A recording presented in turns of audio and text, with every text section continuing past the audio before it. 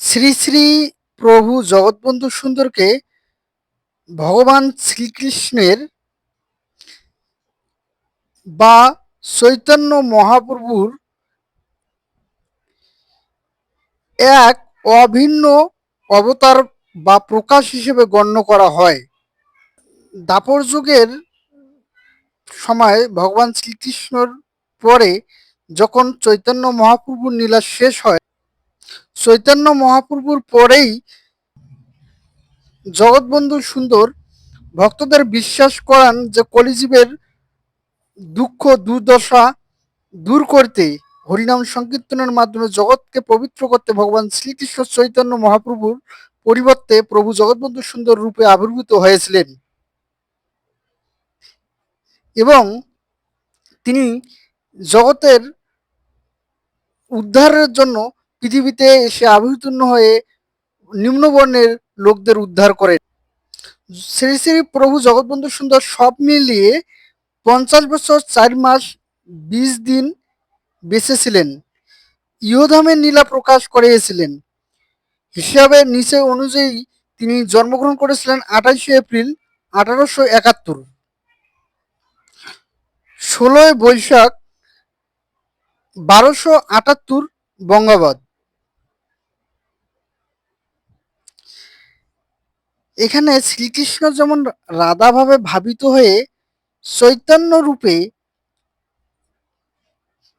পুরো গম্ভীর নামক নির্জন কক্ষে নিবেদিত হয়েছিলেন, তেমনি মহাপ্রভু সুন্দরও ঠিক 16 বছর 8 মাস সম্পূর্ণ মৌন অবস্থায় অবস্থান করেছিলেন।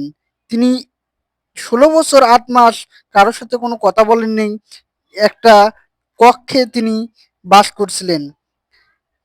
এই 16 বছর 8 মাস তিনি কিছুই খাননি এবং তিনি না খেয়েই ছিলেন, তিনি কিছুই ভোগ করেননি। এবং জগৎবন্ধু সুন্দরের একটি অলৌকিক কাহিনী তুলে ধরতেছি। একবার প্রভু জগৎবন্ধু সুন্দর বৃন্দাবনে যাওয়ার জন্য রওনা হয়েছিলেন। হাওড়া স্টেশনে বসে প্রভু অতুল চক্রবর্তীকে বললেন, অতুল সম্পটিকে বললেন যে আমাকে টিকিট কেটে দাও। এদিকে অতুল সম্পত্তির হাতে কোনো টাকা ছিল না। তখন প্রভুকে মৌন হিসেবে বলল, প্রভু এতটা টাকা কোথায় পাবো? তখন প্রভু উত্তরে বলল সংক্ষিপ্তভাবে যে গৌর ভক্তের কাছে জিজ্ঞাসা করো, অবশ্যই পাবে। তখন অতুল সম্পত্তি আর কোনো কথা না বলে তখন তাড়াতাড়ি স্টেশন থেকে বাইরে চললেন এবং অনেককেই জিজ্ঞাসা করলেন, কিন্তু কিছুদূর এগেই হঠাৎ দেখতে পেলেন একটা দোকান থেকে একজন দোকান বন্ধ করে যাচ্ছে। তখন আর কিছু উপায় না পেয়ে তখন দোকানদারকে জিজ্ঞাসা করলো, মশাই তুমি কি গৌরভক্ত? দোকানদার চমকে বলল, অপরিচিতর মুখে এ কি উত্তর?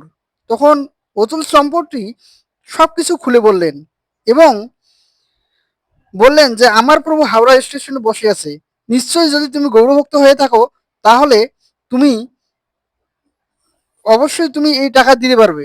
কিন্তু দোকানদারের সেদিন এত বেচা কিনা হয়নি। তারপরও অতুল সম্পত্তি বসু বললেন, একটু তুমি তোমার ক্যাশটা গনিয়ে দেখো। কিন্তু ভাগ্যের কি নীলা খেলা, ওই দোকানদারের ঠিক ওই 50 টাকা আটানাই রয়েছে এবং এই কথা প্রকাশ হয়ে গেল। জয় জগৎ বন্ধু হরি।